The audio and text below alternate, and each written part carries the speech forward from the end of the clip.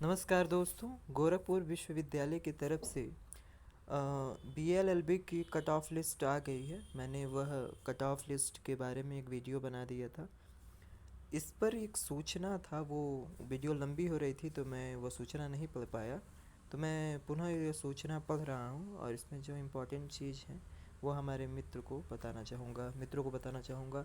First है कि प्रवेश के समय सभी अभ्यर्थियों को व्यक्तिगत रूप से उपस्थित होकर हाई स्कूल, इंटरमीडिएट, स्नातक भाग 1, 2, 3 तथा स्नातकोत्तर किए हों तो भाग 1 व 2 की सभी कक्षाओं की अंक तालिका अंतिम वर्ष उत्तीर्ण होने के पश्चात का चरित्र प्रमाण पत्र, इंटरनेट के माध्यम से जारी जाति प्रमाण पत्र, अन्य पिछड़ा वर्ग के अभ्यर्थियों का क्रीमी लेयर में न होने का जाति प्रमाण पत्र, अनुसूचित जाति और जनजाति का इंटरनेट से जारी अद्यतन जाति प्रमाण पत्र, NCC व NSS इत्यादि सभी प्रमाण पत्रों की मूल प्रतियाँ यानी ओरिजिनल के साथ साथ सभी प्रमाण पत्रों की 2-2 छाया प्रतियाँ यानी फ़ोटोकॉपी लाना अनिवार्य है।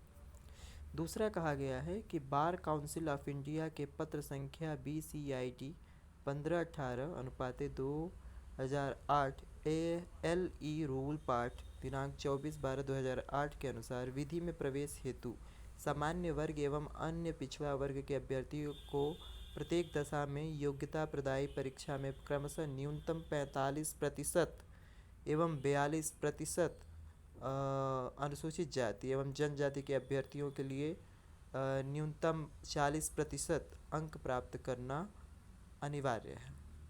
यानी कि सामान्य वर्ग के लिए और अन्य पिछड़ा वर्ग यानी जनरल और OBC दोनों वर्ग के लिए यह बताया गया है कि आप अपने पीछे योग्यता, या आपने ग्रेजुएशन किया है तो आप जनरल के लिए 45% और OBC के लिए 42% अनिवार्य है परसेंटेज, और अनुसूचित जाति और जनजाति के लिए 40% अनिवार्य है। तीसरा पॉइंट ये बताया गया है कि उत्तर प्रदेश सरकार द्वारा जारी जाति प्रमाण पत्र 3 साल के अंदर का ही हो, अर्थात 1 जुलाई 2019 या उसके पश्चात जारी किया हो, वही मान्य होगा। चरित्र प्रमाण पत्र को लेकर कहा गया है कि इसमें पॉइंट 1 है स्नातक स्नातकोत्तर अंतिम परीक्षा उत्तीर्ण होने की तिथि के पश्चात उसी संस्था जहां से अभ्यर्थी ने अंतिम परीक्षा उत्तीर्ण किया हो द्वारा जारी किया गया चरित्र प्रमाण पत्र ही मान्य होगा। ख है कि विश्वविद्यालय केंद्र के अभ्यर्थियों को भी चरित्र प्रमाण पत्र देना अनिवार्य है। मान लीजिए आपने ग्रेजुएशन कहीं और से किया है तो वहाँ का अंत जहाँ से आपने अपना ग्रेजुएशन किया है, चाहे आपने PG भी कर लिया है तो वहाँ का चाहिए आपको चरित्र प्रमाण पत्र, या आप यूनिवर्सिटी के अंदर से ही किए हों फिर भी आपको चरित्र प्रमाण पत्र देना अनिवार्य है। ग व्यक्तिगत और भूतपूर्व छात्रों को जब तक वे संस्थागत छात्र थे अंतिम शिक्षण संस्थान द्वारा निर्गत चरित्र प्रमाण पत्र तथा उसके बाद राजपत्रित अधिकारी द्वारा जारी किया चरित्र प्रमाण पत्र जो 6 माह के अंदर का निर्गत किया गया हो देना होगा। यहाँ व्यक्तिगत या भूतपूर्व छात्रों की बात की जा रही है जो पहले संस्थागत यानी रेगुलर रहे हुए हों, यानी कहें तो वो इसी यूनिवर्सिटी से पढ़े हों तो उनको भी चरित्र प्रमाण पत्र देना अनिवार्य होगा। फिर लिखा है प्रवेश शुल्क ऑनलाइन जमा होगा। फीस जमा करने के 2 दिन के भीतर अपनी फीस रसीद विभाग में जमा करें, विधि विभाग में, जिससे आपका पंजीकरण विभाग में हो जाएगा। प्रवेश के समय आधार कार्ड या अन्य पहचान पत्र भी लाना आवश्यक है। अभ्यर्थी के व्यक्तिगत रूप से उपस्थित न होने पर अथवा किसी भी प्रमाण पत्र और अंक तालिका के अभाव में प्रवेश नहीं दिया जाएगा तथा इसकी जिम्मेदारी स्वयं अभ्यर्थी की होगी। तो इस ये सारी सूचनाओं से आप लोग अवगत हैं।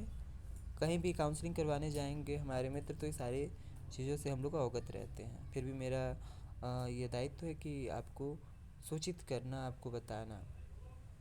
नोट इसमें लिखा हुआ है कटाफ के नीचे कि प्रवेश प्रक्रिया जो होगी वह विधि संकाय भवन में संपन्न होगी। तो मैं आपको बता दूं कि आप यूनिवर्सिटी कैंपस के अंदर जब आप प्रवेश करेंगे उसके बाद आपको जाना है, अगर आप कोई नया है तब की बात मैं कर रहा हूँ, जो जान रहे हैं उनके लिए कोई दिक्कत नहीं है। वह NCC विभाग से लेफ़्ट साइड मुड़ेंगे और उसके बाद पॉलिटिकल साइंस, फिर नेक्स्ट विधि विभाग पड़ता है, वहाँ आपको जाना है। मेरे मित्रों, आप लोग जाएं और अपनी काउंसलिंग कराएं। बहुत बहुत शुभकामनाएं आप लोगों को। धन्यवाद।